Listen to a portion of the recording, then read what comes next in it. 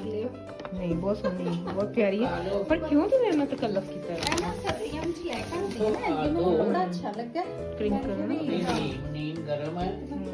अस्सलाम वालेकुम, क्या हाल है आप सबका। अल्हम्दुलिल्लाह मैं ठीक हूँ और दुआ हूँ कि अल्लाह ताला आप सबको ठीक रखे, खुश और आबाद रखे। Welcome back to my channel. तो देखिए आज हमारे घर में क्या हो रहा है।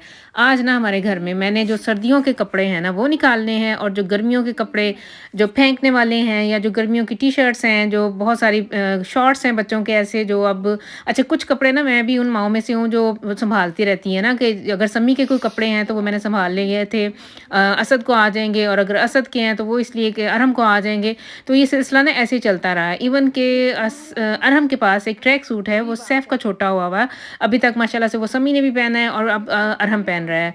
तो इस तरह से ना जैसे बहुत सारी माएँ ऐसे करती हैं, पाकिस्तान में हमारे घर में भी ऐसा था, हमारी माँ भी ऐसे ही करती थी। खैर मैं तो सबसे बड़ी थी, मेरी मौजें थी, मुझे हमेशा नए कपड़े मिलते थे, लेकिन मेरे बहुत सारे कपड़े ऐसे थे जो छोटे हो जाते थे तो छोटी बहनों को मिल जाते थे।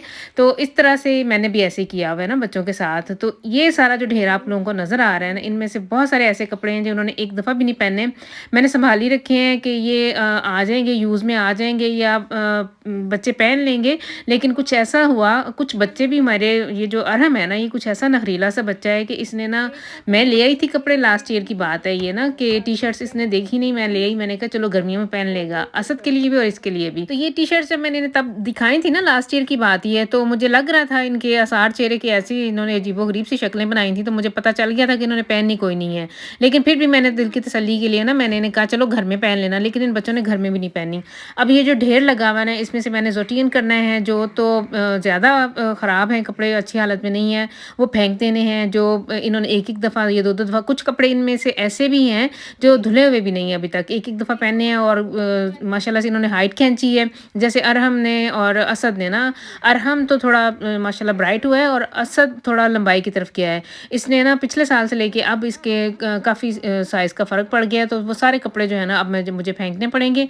और वैसे भी मैंने जो वो मैंने खुद ही ये सोचा है कि जो मैंने इतना स्टॉक इकट्ठा किया हुआ है ना, अब माशाल्लाह से ये है कि अब मैं इसे फेंकूँ, अब और किसने पहनना है, तो जो किसी और के अगर काम आ जाएंगे तो वो। और कुछ इनमें से जो नई नई चीज़ें हैं ना वो मैंने संभाल लेनी है, साइड पे रख लेनी है, जब कभी पाकिस्तान जाऊँगी तो ले जाऊँगी, उधर किसी को ना दे दूँगी। इस तरह से ये भी ना एक हम लोग ऐसे ही करते हैं, यहाँ से जब जाते हैं ना तो जो नए और अच्छी हालत में कपड़े होते हैं ना तो वो मैं ज़रूर साथ लेके जाती हूँ। तो बच्चों को मैंने वैसे ऊपर असद को और अरहम को लगाया हुआ है कि वो इस तरह से अपनी अलमारियाँ ठीक करें। अरहम ने आज क्या किया है कि उसने वो इस्त्री स्टैंड उठा के अपने कमरे में ले आया हुआ है कि मैं कभी इधर जाऊँगा तो कभी उधर। हालांकि हमारे ना ऊपर मेरे इस घर में इस तरह ये बड़ा अच्छा ये घर बना हुआ है, तो ये रेंट का, लेकिन ये है कि इधर ना मेरे पास ना एक वॉशरूम है जो एक छोटे से किंडर सिमा के जितना तो है ही, काफ़ी बड़ा खुला सा है ना। उसके अंदर मशीनें वगैरह लगी हुई हैं, वॉश मशीन है, ट्रोकना है, और एक साइड पे 2-3 मैंने अलमारियाँ भी रखी हुई हैं और एक साइड पे जगह है तो इस्त्री स्टैंड भी उधर रखा हुआ है, यानी काफ़ी खुला सा कमरा है।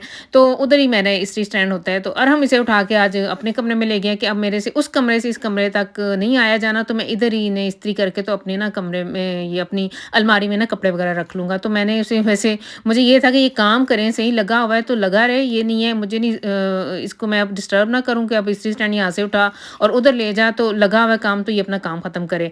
अच्छा जी, अब आ जाए किचन की तरफ। तो मैंने ना रात सोने से पहले मैंने आज ना हलीम बनानी है, तो मैंने रात ही गंदम भी भिगो दी थी और दालें भी भिगो दी थी और चिकन वगैरह भी मैंने, वैसे आज चिकन की बनानी है तो चिकन भी रात ही बाहर निकाल दिया था। और आज सुबह उठते ही ना, अभी वैसे मैंने नाश्ता नहीं किया हुआ, मुझे ये है कि मैं पहले ये बच्चों को भी काम पे लगा दिया, उन्होंने तो खैर नाश्ता कर लिया हुआ है, और मुझे ये है कि मैं पहले ये हलीम वगैरह चढ़ा दूँ, साथ साथ चलते फिरते मैं नाश्ता भी कर लूँगी। अच्छा जी, इसका रेशो जो है ना, जो हलीम का जो दालें और गंदम का रेशो है वो मैंने इस तरह से लिया है कि फ़र्ज़ करें अगर मैंने 1 कप ली है ना गंदम, तो मैंने हाफ़ कप लेनी है चने की दाल और हाफ़ ही माश की, और मूंग मसूर जो है ना वो उससे भी हाफ़, यानी आयन फेटल मैंने उसको लेना है, उन दोनों का हाफ़ कप कर लें, और थोड़े से चावल भी। इस तरह से मैं ना ये रेशो रखती हूँ, तो बड़ा मज़ेदार सा बनता है। गंदम जो है ना वो मैं थोड़ी सी ज़्यादा रखती हूँ।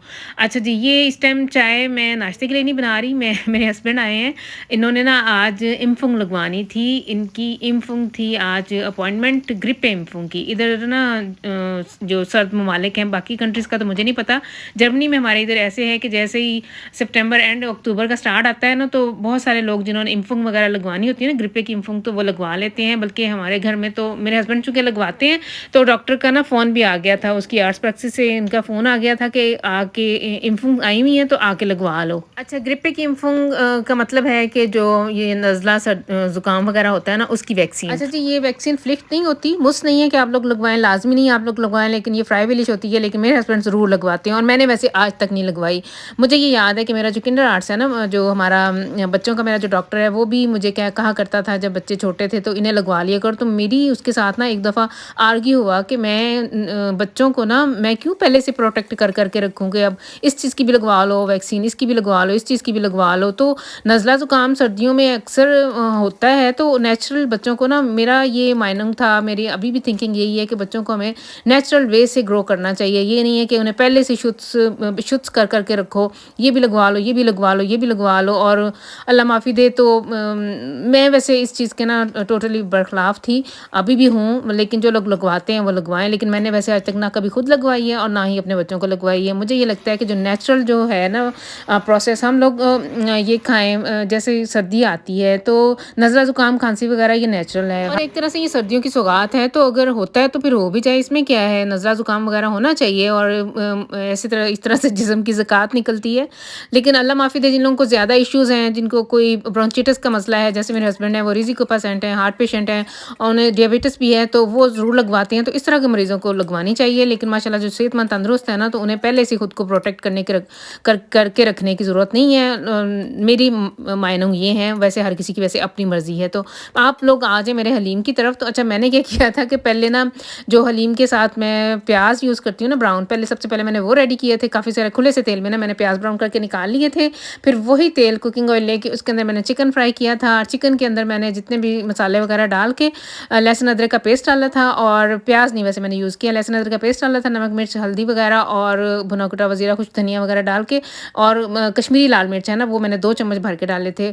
उसके साथ मैंने चिकन को अच्छी तरह से फ्राई कर लिया और जो एक्स्ट्रा कुकिंग ऑयल था ना, वो जो रेड सा आप लोगों को नज़र आया होगा, वो मैंने थोड़ा-सा बाहर निकाल लेना और बाकी के अंदर मैंने चिकन के अंदर काफ़ी सारा पानी डाल के उसे पकने के लिए, गलाने के लिए मैंने रख दिया था। और जैसे ही वो गल गया था तो उसे मैंने ना, वो मेरे पास 1 चम्मच सा था, उसी से मैंने मैश कर लिया। पाकिस्तान में तो कोटने होते हैं, हमारे पास इधर नहीं है। मैंने उसी चम्मच से ना उसे बहुत अच्छी तरह से मैश कर लिया है। अच्छा, आप लोग चाहें तो इसे मिक्सर से भी निकाल सकते हैं ना, लेकिन उससे ना वो वैसा रेशेदार सा हलीम नहीं बनता जिस तरह का मुझे चाहिए था। मैंने इसलिए इसे खुद हाथ से इसे पीसा है। और दूसरी तरफ मैंने क्या किया था कि गंदम और सारी दालें उन्हें गलाने के लिए रख दिया था। अच्छा, मैंने प्रेशर कुकर का वैसे मैंने एज ए देगची इस्तेमाल किया था, प्रेशर नहीं था लगाया, क्योंकि अगर प्रेशर लगाए ना दालों पे तो वो बहुत उबल उबल के दालें और गंदम चूँकि होती है तो वो काफ़ी कुछ ना बाहर को निकलता है। तो मैंने फिर इसको ऐसे ही एज ए देगची से यूज़ किया था।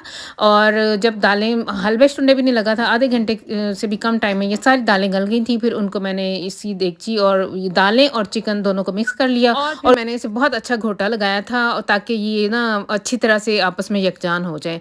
अच्छा, आज मैंने ना, पहले मैं सोच रही थी कि नान के लिए आटा बनाती हूँ, फिर मैंने कहा नहीं, आज तंदूरी रोटी बनाती हूँ। मुझे वो सऊदी अरब की याद आ गई। उधर सऊदी अरब में ना मैं गई हुई थी, तो माशाल्लाह से ये है कि उम्रा करने गई हुई थी, तो उधर तंदूरी रोटी हर जगह मिलती थी। तो उसका ना मैंने सोचा कि चलो आज मैं घर में तंदूरी रोटी बनाती हूँ। तंदूर मेरा थोड़ा गंदा हुआ है, ये ना किसी ने बोरो किया था और चिकन ग्रिल किया था, तो तब से ये फ्लैक नहीं इसके जा रहे, दाग नहीं ये उतर रहे। समी आंटी आ गई है। अस्सलाम वालेकुम। समी आ रहा है और मैं भेज दी। समी जाना, आंटी आ गई है। अभी शो है अनसीन। जुत्ती पा के ते आंदा है। जुत्ती पा रहे हैं। नीचे से जा मेरा पुत्र। तो ये ना मेरी फ्रेंड आ गई थी, इसके ना बेटे को आप लोगों ने मेरी देखा होगा जो व्लॉग, अगर नहीं देखा तो ज़रूर देखें। जब हम सेब तोड़ने गए थे तो उसमें माशाल्लाह से मोहम्मद था ना, समी का बेस्ट फ्रेंड और मेरी फ्रेंड का वो माशाल्लाह से बेटा है, तो उसको ना चोट लग गई है फुटबॉल खेलते हुए। उसने कहीं वो गिरा है या ज़ोर से कहीं लग गया, फुटबॉल उसे लगा है, तो उसका मसल ना कनी वाली साइड पे ना, जहाँ घुटने के पास है, स्वेलिंग है, बहुत मोटा फूला हुआ है। तो डॉक्टर ने ना MRT का उसका कहा है कि वो करवाएं, तो इनकी सिटी में नहीं था अरेंज, तो इधर हमारी तरफ आई है। तो फिर मैं तो चूंकि बिजी थी, एक तो हलीम में बिजी और दूसरा ऊपर से मैं वो तंदूरी रोटियां बना रही थी, तो फिर मैंने सम्मी को भेजा है कि वो इनके साथ चला जाए ना। तो फिर ये गए हुए थे डॉक्टर के पास। नेक्स्ट वो कब की? तो आप लोगों ने, आपने पूछा नहीं कि हम इतने फ़ोन कर रहे थे, उठाया क्यों नहीं आप लोगों ने? वो अब याद नहीं रहा पूछने का। अस्सलाम वालेकुम। आ जाओ, खुला रहने दो। ओ मोहम्मद स्टिक्स के साथ, मोहम्मद स्टिक के साथ। अच्छा तो वो फिर लगी मतलब कोई कोई नजर किस तरह का नहीं, वो मतलब थोड़ा घुसवाई हुआ है, मतलब सोच आई तो मुझे सर थोड़ी अब जब मैं ऐसे ही करूँ ना तो फिर थोड़ी देर दर्द हाँ नहीं बेहतर है इसका चेकअप हो हाँ जाए। MRI हो जाएगी। इस उम्र बैठो, में तशरीफ रखो।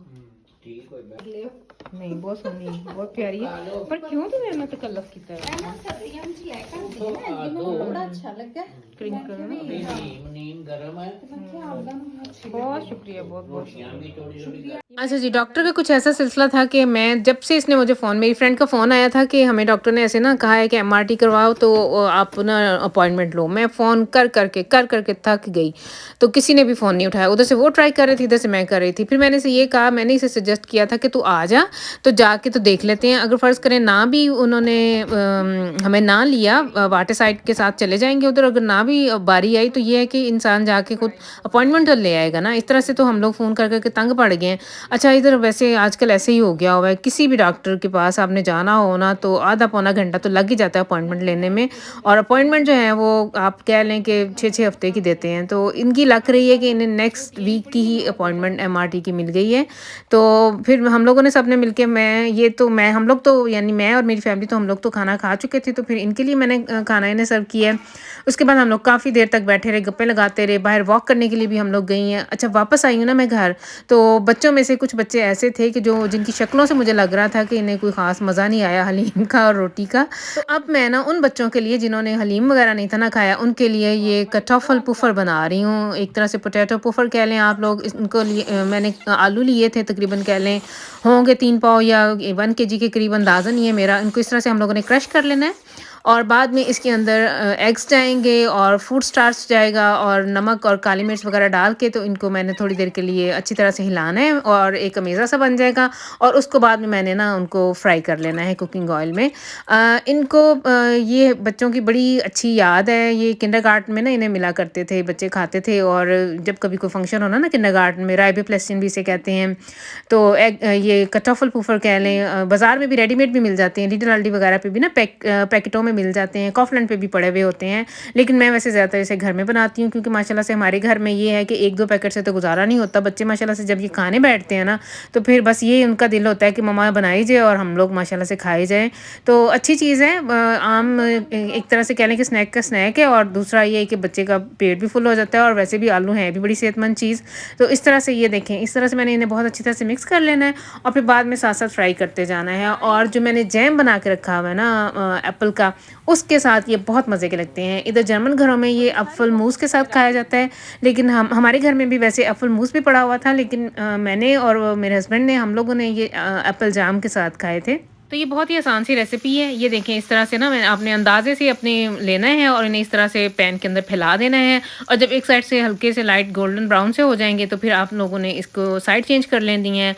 10-10 मिनट दोनों साइडों पे, तकरीबन अंदाज़न मेरा ये है कि 10-10 मिनट लग जाते हैं। और ये बड़े मज़ेदार से, ये ज़रूर बनाने वाली चीज़ है जो बच्चे बहुत शौक से खाते हैं। एक तरह से ये लंच बॉक्स आइडिया भी है, बच्चों को लंच बॉक्स में भी बना के दिया जा सकता है। सिर्फ ये है कि अगर थोड़ा सा ये काम लगे तो बंदा रात को ये आलू वगैरह रात को क्रश करके रख ले और सुबह इन्हें फ्राई कर ले। तो बस फिर ये थी आज की वीडियो। आई होप कि आप लोगों ने इसे एंजॉय किया होगा। और अगर अभी तक सब्सक्राइब नहीं किया हुआ तो आप लोग ज़रूर कर लें, ताकि आने वाली तमाम वीडियोस आप तक पहुंचती रहें। नेक्स्ट टाइम तक के लिए आप लोग फिर मुझे दे दें इजाज़त। अल्लाह हाफिज़।